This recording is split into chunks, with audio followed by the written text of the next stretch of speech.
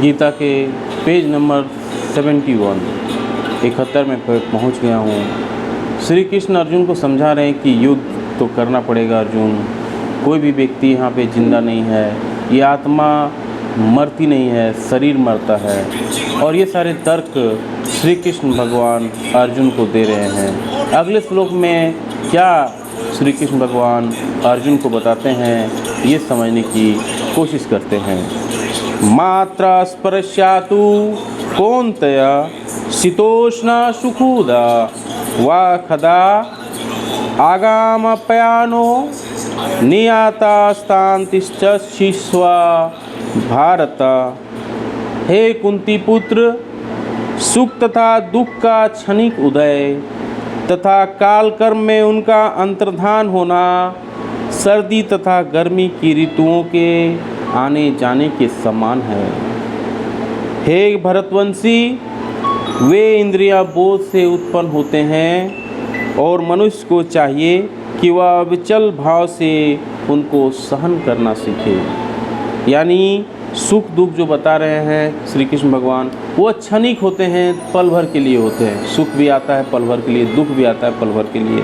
जिस तरह से सर्दी होता है और जिस तरह से गर्मी होता है, ये प्रकृति का नियम है। जिस तरह से दिन होता है, जिस तरह से रात होता है, उस तरह से सुख दुख भी होते हैं। कर्तव्य निर्वाह करते हुए मनुष्य को सुख और दुख के क्षणिक आने जाने को सहन करने का अभ्यास करना चाहिए। वैदिक आदेशानुसार मनुष्य को माघ यानी जनवरी फरवरी के मास में प्रातःकाल स्नान करना चाहिए। उस समय अत्यधिक ठंड पड़ती है, किंतु जो धार्मिक नियमों का पालन करने वाला है वह स्नान करने में तनिक भी झिझकता नहीं। इसी प्रकार एक गृहिणी भीषण से भीषण गर्मी की ऋतु में यानी मई और जून के महीनों में भोजन पकाने से हिचकती नहीं है। जलवायु संबंधी असुविधाएं होते हुए भी मनुष्य अपना कर्तव्य निर्वाह करता है। इसी प्रकार युद्ध करना क्षत्रिय का धर्म है, अतः उसे अपनी किसी मित्र या परिजन से भी युद्ध करना पड़े तो उसे अपने धर्म से विचलित होना नहीं चाहिए।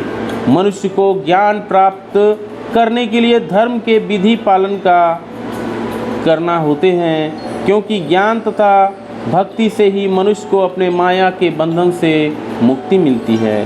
अर्जुन को जिन दो नामों से संबोधित किया गया है वो भी महत्वपूर्ण है।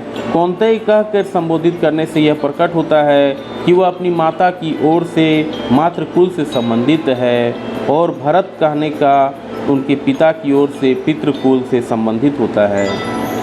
दोनों ओर से उनको महान विरासत प्राप्त है।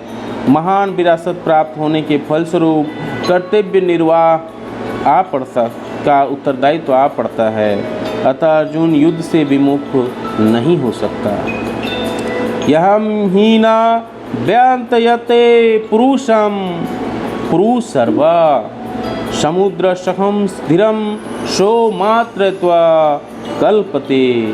हे पुरुष श्रेष्ठ यानी अर्जुन, जो पुरुष सुख तथा दुख में विचलित नहीं होता और इन दोनों में समभाव रखता है, वह निश्चित रूप से मुक्ति के योग्य है। जो सुख दुख में समान रहता है, सुख आए तो ज़्यादा उछलने नहीं लगता है, दुख आए तो ज़्यादा रोने नहीं लगता है कि मेरे पास दुख आ गया, मेरे पास क्या करें नहीं करें। और ऐसे लोग जो होते हैं मुक्ति के काबिल होते हैं।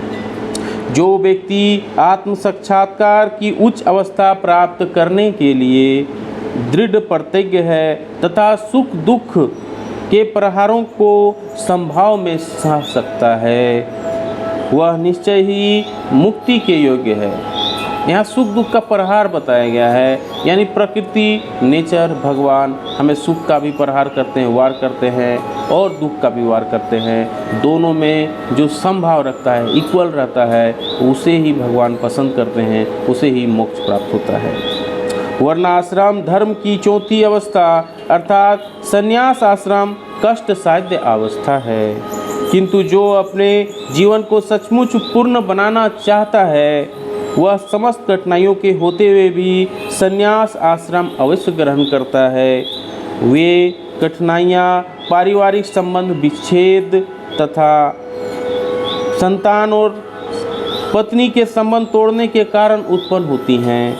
किंतु यदि कोई इन कठिनाइयों को सह लेता है तो उसके आत्म साक्षात्कार का पथ निष्कंटक हो जाता है।